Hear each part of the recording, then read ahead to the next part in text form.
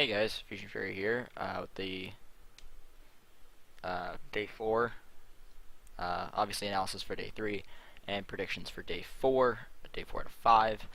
Um, and so yeah, let's get started. Some interesting matches happened today. I kind of want to get this video out earlier compared to the last one, which came out super late, but still managed to get quite a few views. So yeah, that's always good. So let's look at some results of today. Dignitas Tengri was our first match. I did not get to see this game, but I said that Dignitas was going to win it pretty convincingly, which they did, 16-7 on, it looks like, Mirage, where I guess Dignitas, with an 8-7 half, who then carried over on their CT side and didn't lose a single round, so pretty dominating performance by Dignitas. Jacob, again, like I said he'd be performing all tournament, and he is. 22 kills.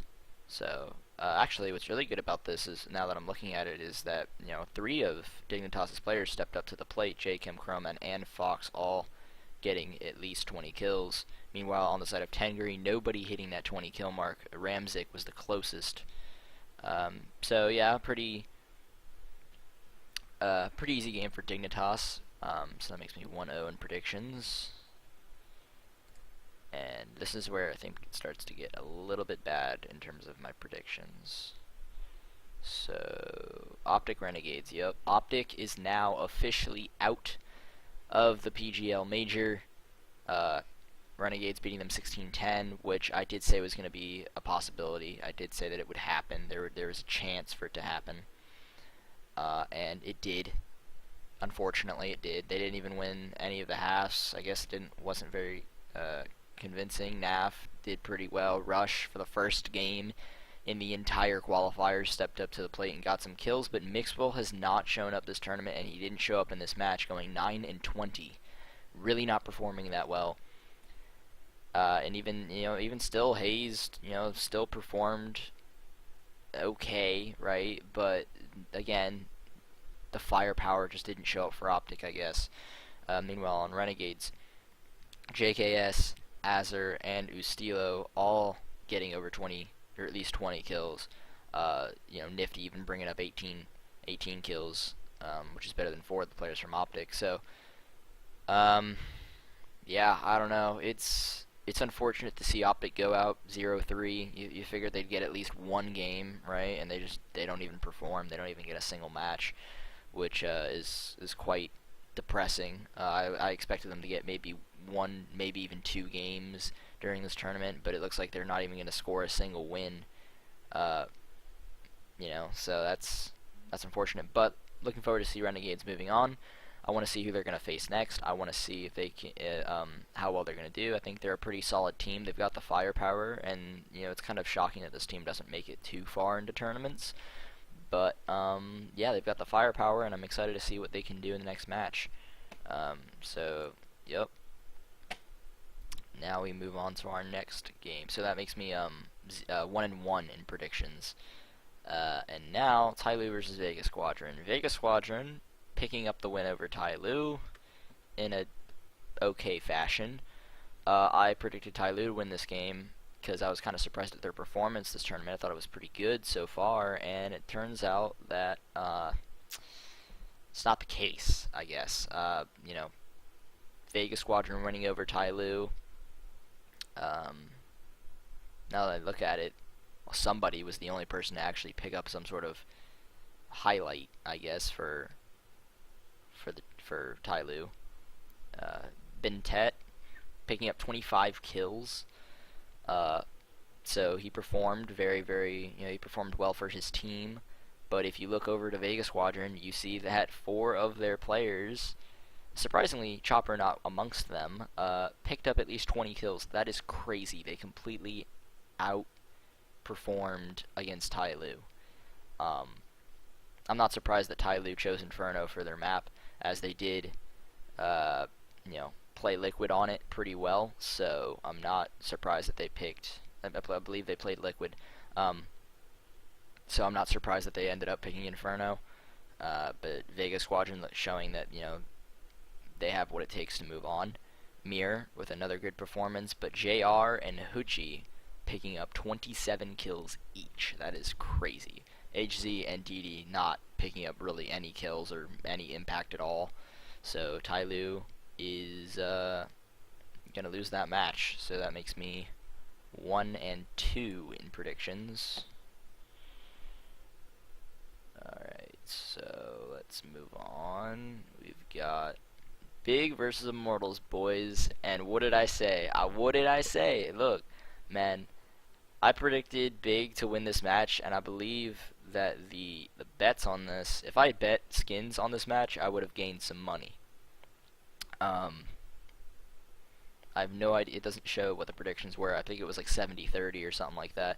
And I ended up choosing correctly with Big.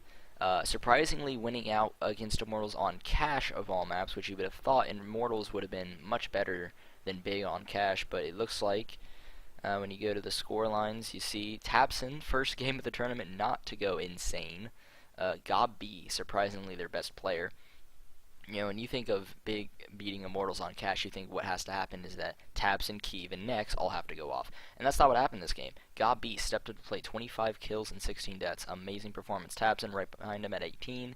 But Keeve and Nex also right with Tabson at around 17 to 18 kills. So Tabson, Keeve, and Nex all performed pretty well. And Gob B, surprisingly the man to step up. So they had a pretty good core there. They all played decently well. Much better from Nex and from Keeve, looking especially for Keeve, who hasn't really been performing at all. 17-12 is not a bad score against Immortals. So props to them.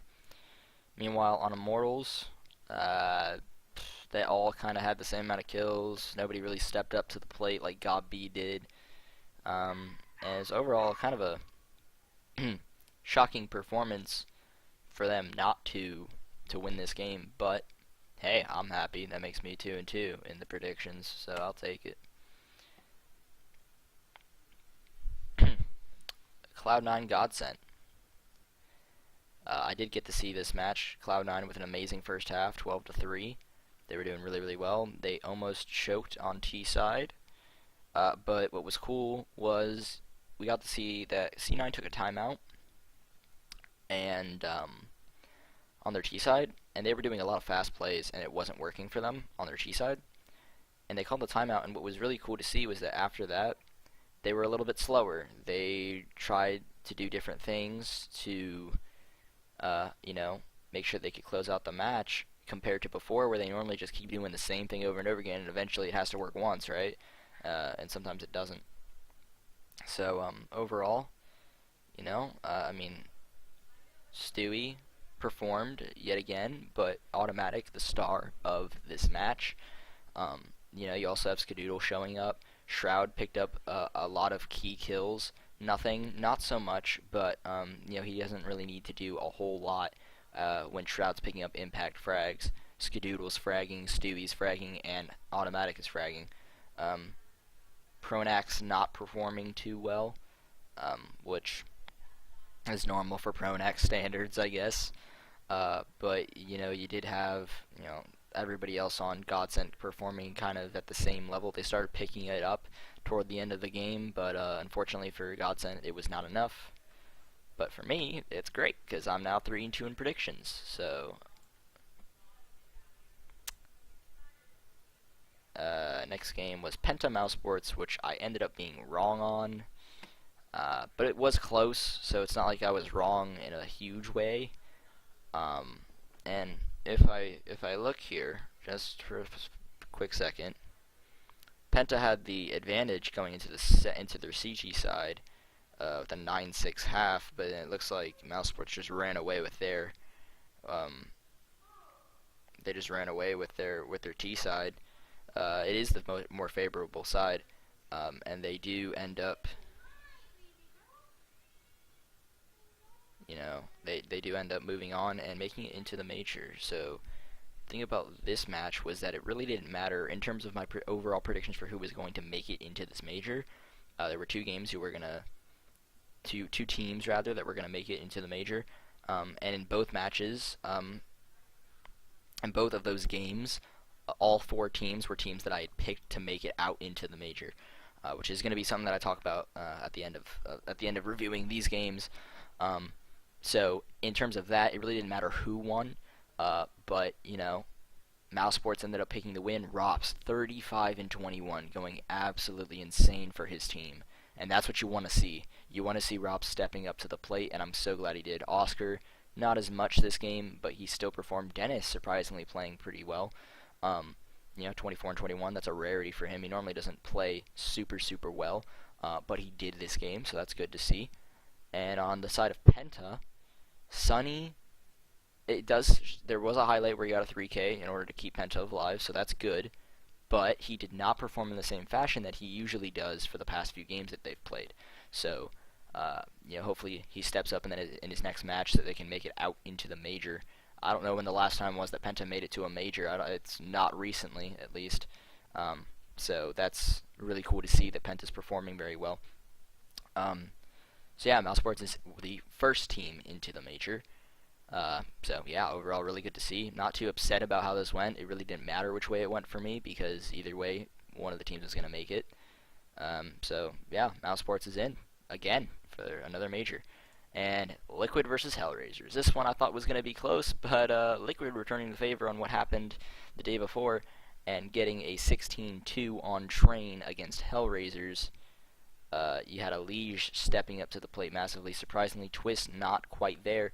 But when you get a 16-2, who cares how the frags go on your team? You're getting frags. Although Elige did perform outstanding. An outstanding performance by him. Dead Fox still not stepping up for Hellraisers. This is a concern because I do have this team out to make it into this major. And from the looks of it, Dead Fox is not performing like he usually does. And it's kind of scaring me because he's usually that guy who's showing up. Bondig didn't show up as much as he did in the past few games. So as you can look at these highlights, literally they are all Liquid. Absolutely nothing coming in here. And it looks like Liquid won a force buy in the very beginning. So overall, great game from Liquid. Hope to see them make it into the major. I had both these going to make it into the major, but Hellraisers so far is my worst team as a prediction to make it into the major so far. The only team with 2 losses, but again I'll get that later. So next we've got our last game of the day. Let me recap my predictions for the day, by the way, so far. 1-0, Optic Renegades 1-1, Vegas Squadron Tyloo 1-2, not in my favor, Big Immortals 2-2, neutral, Cloud9 Godsent 3-2 in my favor, Penta Mouse Sports 3-3, neutral, Liquid Hellraisers 4-3, and finally, the last game of the day, which I did get to watch a good majority of this game, G2 picking it up 16-13 against Flipside on Nuke.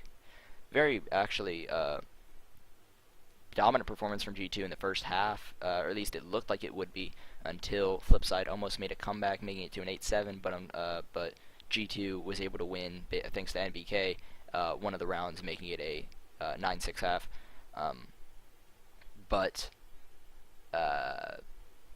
This makes my predictions for the day 5-3, just kind of like yesterday. But again, this was the second match that meant that whichever team won was making it to the major, and the other one was just going to have to play another game. But Flipside showed that they could perform against G2, especially on one of G2's best maps. And it's going to be interesting seeing them play their next match. Both these teams, again, I said we're going to make it to the major, so another, that helps out. G2 barely picking it up in the end thanks to Kenny S and Body and NBK. Those 3 players stepped up for their team. Even though Body went 16-18, he had some impact frags that basically won them the match. So, very good on him. Electronic having a very, very good performance against G2 throughout the entire match. World Edit kind of stepping up to the plate in the second half, as well as Waylander. Markelov had a really rough game, but he did pick up, not Markelov. Waylander actually was a little bit shaky for a while, but then he started picking up frags in the second half, actually got a 4K. So yeah, but don't expect Flipside to come out of this and be a little shaken up. They're going to come back strong in their next match, in whatever match it is. And now I want to go over the two matches that mean that teams are going home. I already said Optic was going home. The other match in which the team who lost was going home was I'm trying to look. What match was... Oh, yes, it was Dignitas Tangri. Tangri is out. Dignitas is in. I did not put any... Okay, so Dignitas, Tangri, Optic, and Renegades are all four teams that I did not say were going to make it into the major. So, all good there, too. I also did not put Immortals for making it into this major, so that big match is actually super, super important. In terms of my predictions, because I said Big was going to make it out, Immortals wasn't. If Big had lost that match, it would have been a little bit shaky for me. But now I'm going to go over and just kind of say why I think my overall predictions, because the overall predictions are the most important predictions. Now, the day-to-days, yeah, it's good, but the overall prediction is really what people are going to look at the end of the day. My overall predictions, two of my teams that I predicted are already in, both G2 and Mouse Sports. The other two teams that they had faced, which would be Penta and Flipside, are also at a 2 wins, 1 loss area, so that's good. Big also 2 wins, 1 loss, and same with Cloud9, 2 wins, 1 loss. So that means that's 4. Who else did I put? Hellraisers. They're 1 and 2 right now. That's probably my worst team so far. Is there another team that is 2 and 1 at the moment that I have here? I don't know. I do not know. Let me go through here. So Dignitas, Tengri, haven't put any of them up for it. Tengri's out, and Dignitas is 1 and 2.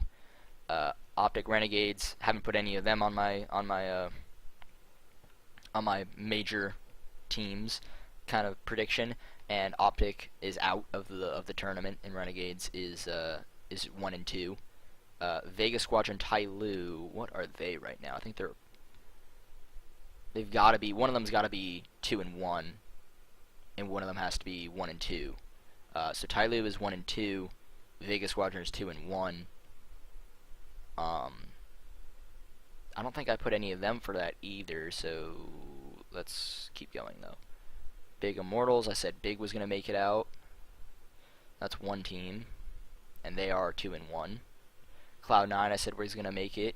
They're 2 and 1. I said Penta and Mousesports are going to make it. Mousesports is in, and Penta's 2 and 1. So that's 4. Liquid Hellraisers said both of those teams are going to make it out, and this is what it was. Liquid is 2 and 1. But Hellraisers is 1 and 2. My only team that I have predicted to make it out that is 1 and 2 is Hellraisers. And either one of those teams eventually was going to have to be 1 and 2, so nothing I can really do there. And then we've got the G2 Flipside match, which I said both teams would make it out. Flipside's 2 and 1, and G2's in the tournament, which makes 8. So yeah, that's so far the only team that is not doing too well for me right now is Hellraisers. And we will get to see who they are facing, and I'm pretty sure whoever they're facing, they're going to beat. But let's look at the matches. So, what do we have for tomorrow? We've got Penta Vega Squadron. This is Penta's ticket into the major right here. This is a perfect draw for me. Personally, this means that Penta is definitely going to make it in. I think it's almost guaranteed Penta will make it into this major off of this match. This is the major winning game. Yeah, 64 to 35. I think it's pretty fair to say that Penta will be making it because of this matchup right here. I think Penta is just the better team overall. I don't think they've ever had a head-to-head. Have they? Oh, they have. And it was this year. Really? DreamHack Open Austin? And I guess it went to OT and Mirage, and Vegas Squadron won. But to be fair, Penta has just looked way better in this tournament, so I think it's still fair to say that Penta's going to win this game. So yeah, I'm putting Penta for that match. Tyloo Hellraisers. This is another game that I think is Hellraisers' game to lose. If they don't win this game, then I should have never put them down to make it to the major, because this should be a win for Hellraisers. It could be close since Tyloo has been performing this tournament, but I'm putting down Hellraisers, especially because I kind of have to, because if I'm not putting Hellraisers and I put Tyloo, well, then I'm basically voting off my team that I want to make it to the major, or that I predicted to make it to the major, so I'm not going to go against Hellraisers on this one, especially since they are 1 and 2. So I'm going to put Hellraisers to win this game. Overall, pretty good draw for them. Dignitas and Renegades. Again, this game doesn't really concern me too much. I think Dignitas is going to pull it out. So does the majority of people voting on picking a winner on this match. And I think Dignitas is just overall a more experienced and better team. I think they will outplay and outfrag Renegades. So not much to say about that. It doesn't really concern my picks because I didn't put any of these teams to make it. So yeah, I'm gonna put Dignitas for that match. Godsent versus Immortals. Again, haven't put any of these teams for my major run, but I do think that Immortals is overall the better team against Godsent. If they don't perform like they did against Big, I think they should win this match. If they perform like they did against G2, they'll play very, very well, and I think Immortals is the better team. I will go with Immortals for this round, for this matchup. Now, what does kind of concern me is now that I've had 2 games where my teams haven't had to face someone that I haven't picked for, is that now teams that I have chosen to face to make it are going to be facing each other, and these 2 games are going to be hard to predict. Cloud9 Flipside. I had a feeling this game was going to happen. People are saying Cloud9 is going to win. I think that's a huge fan pick sort of thing. They both performed well against G2. I think C9 will get outplayed, but I think that they showed that if they are getting shut down, they will try to figure out ways to find solutions. I think this is going to be a close match for sure. I think you can't say that this is going to be a blowout. This is going to be a close match. I think C9 will win it. I do. And it's kind of weird because for these last 2 picks, I'm kind of going off of my which team I'd want to win, right? Just as a kind of like a fan perspective, which I know isn't the best thing to do. You should try to be a realist when you're picking teams who are going to win. But when it's such a close match like this, and you're not really that sure who's going to win, I feel like you almost kind of then just go with the 50-50 and say that your team that you want to win will win. And also, if C9 does win this game, I feel very confident that Flipside will win their next match and get out into the major. So overall, it's really not a huge concern for myself. So yeah, I do think C9 will win this game. It is going to be very, very close. Players that I think need to show up for Cloud9 if they want to win this match, obviously has to be Stewie 2K and Automatic. They have to show up. And I think a third player needs to show up as well, whether it be Shroud or Skadoodle. I think the op duel will be very intense between Skadoodle and World Edit. It'll be whoever comes to play. If Skadoodle plays okay and Shroud plays very, very well, then I think this could definitely go to Cloud9. Who knows, maybe nothing will turn up, but really all Nothing and Shroud need to do is be consistent fraggers and stable players. And if Skadoodle, Automatic, and Stewie, all 3 of them go off, I think this will be a very good game for Cloud9. But they are going to have to watch out because I think Flipside will pick the map picks better than them, and I think that Flipside has the firepower to beat C9 if Electronic, steps up to the plate like he has been throughout this tournament, and I think that they will get tactically outplayed. So, but nothing new for Cloud9. They faced teams that did tactically outplay them and performed very, very well. So I think Cloud9's got a pretty it's going to be an interesting map, and if we look at their history, in the head-to-head history, they haven't played each other since 2016, so you really can't take anything from this, but C9 did win those matches, but you can't really take that into account because it was, December of last year. You really can't take that into account. Or was it December of last year? November of last year? Yeah, November of last year. So you really can't pick anything from there. It's going to be a close game, but I think C9 will pull it off in the end. in our last game, Big versus Liquid. I think this is going to be a pretty crazy match. These last two games are going to be probably where predictions can go askew quite a bit, because I feel like the other games are pretty easy to predict, but these last two are going to be rough ones. The fanboy in me wants to say Big. The realist in me says I don't know. This is a game where if Tabson shows up and he has support from Kiev, and if Nex plays well, Tabson performs, Kiev performs, Gobby plays okay, like or even maybe even as good as he did yesterday or today rather, and Legia, I don't have much faith in Legia, to be honest with you. This tournament he hasn't done that well. But I think it's going to also come down to Liquid's players, Twists, JDM, Elige. Are they going to perform? But I think if Tabson becomes a menace this game, I think it's going to be very hard for Liquid to shut him down. Elige is going to have to try to punish him. In their history, you don't really want to look at because, I mean, they're all 2016, in which it says Big won over Liquid in their history of face-to-face, but it was back when they were NRG, so it really, the only three players from NRG that are here now are Gabi, Legia, and maybe Tabson at one point. So I'm not going to take that too much into account, but I think Big will win it. The fanboy in me says that I think they'll win it. But yeah, so overall, and I'm trying to think this through my head, because I'm not sure that these matchups are that good for me. At least the first two were great, but then the rest of them, like, I kind of wish maybe it could have been a little bit different, like a C9. You can't really say anything though. I mean, there's nothing that you could really change. So I'm nervous that maybe some of my teams won't make it because they're gonna have to face each other, and who knows if they end up pulling it out in the end. It's very hard to predict every single team that will make it, right? But I think I'm doing pretty damn good so far, especially if Hellraisers win this match against Tyloo.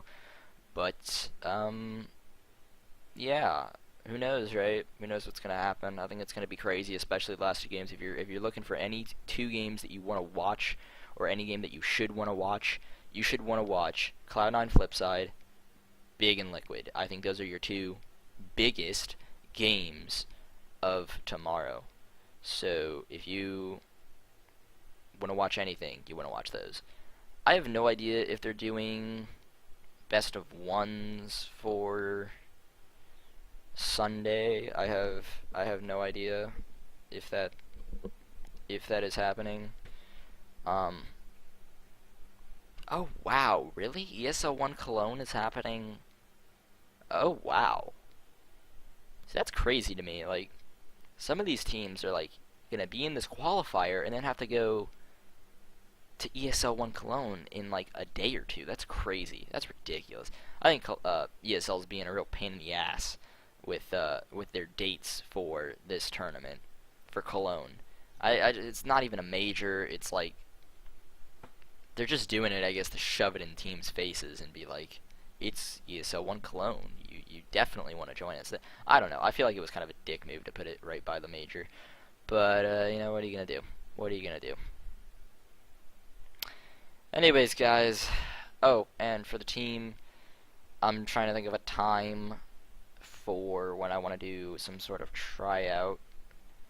And I'm also trying to figure out what I should do for a tryout. Like, going into an MM game and just being like, let's try you out in an MM game. It's like, it's not going to do anything. I know how most teams do it.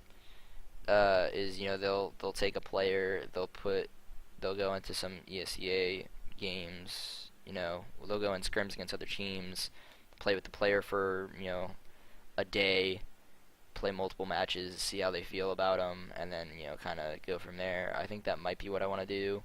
So far, I've heard from one person as of 3:38 p.m. on Saturday July 1st, right? I've only heard for one person. Heard from one person about wanting to try out for the team. So yeah. Again, ask questions. I will answer them 100%. Message me on Steam. Message Peralta on Steam. Somebody on Steam. Okay. And I will get back to you as fast as I can. Especially when I figure out. I think what I'm gonna do, right? And I'm saying this now, and if anybody who's on the team right now is watching and wants to talk to me about it, please do, because I would like your input. Is I'm thinking what we do is we have a set day for each person, right? Now, I know that's kind of tough because some people aren't going to be on all day and all that, right? But we would have to figure it out, and if we didn't play it with them enough on one day, we would have to maybe set off 2 days for that person. And I think what we would do is we would have that one person, right? We would put them into the team, and we would play. If they didn't have ESEA, I think we would have to end up, trying MM and see how it works, right? Because I don't know about paying for someone's ESEA if I don't even know if they're going to be on the team, right? It's just kind of crazy to me to do that. Especially if multiple people don't have it, then I'm just wasting like $30 for some team that who knows if it even works out if we get a player or not. But I hope that we would. So I think we'd have to have a day for each player to just play with them on the team. If they have ESEA, we play ESEA. If they don't have ESEA, we have to deal with MM, as much as that sucks, I guess. Or we would have to try something like SIVO, which I don't even know if I can. Maybe even Face It. Face It would work. We would have to try Face It. I think that would be better than MM at least. Do something like that, right?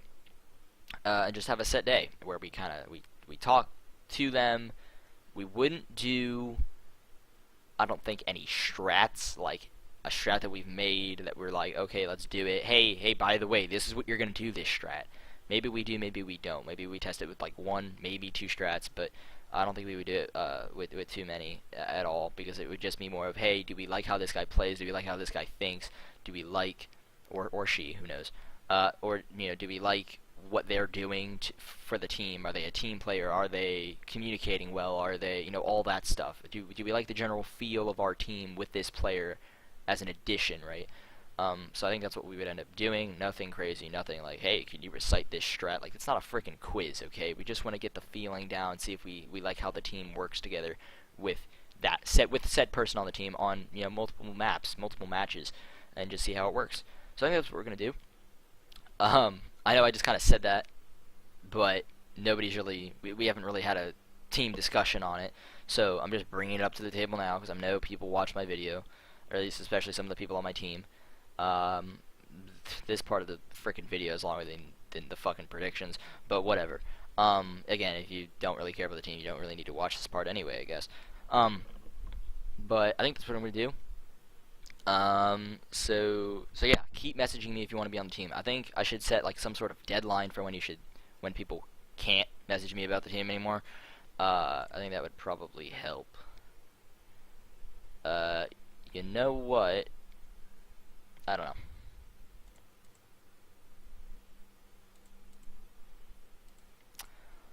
I'll give it till the end of Monday. I'm trying to run this through my head and make sure that it's like not like somebody's gone. I know Hayden will be gone for the majority of this week, so I'm not, but you know what I'll do? I'll ask everyone, hey, what days are you guys all going to be able to get on? And whatever day they say is the first possible day where everyone can get back on, the day before that night before, I'll say that's the cutoff for people being able to message me about the team. So again, do it as fast as you can if you want to join the team. So I think that's what I'm going to do. That way it's not like I make a cutoff day, and it's not even like we can even try a person out the next day because not all of us are here, you know what I mean? So I'm going to do that, right? And then yeah.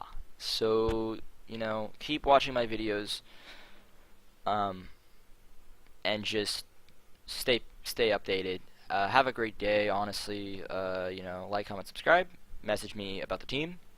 Message me about your predictions. Message me about anything. About the major. About my team. I don't care. Do it all. I'm here for you. And peace out, guys. See you in the next video.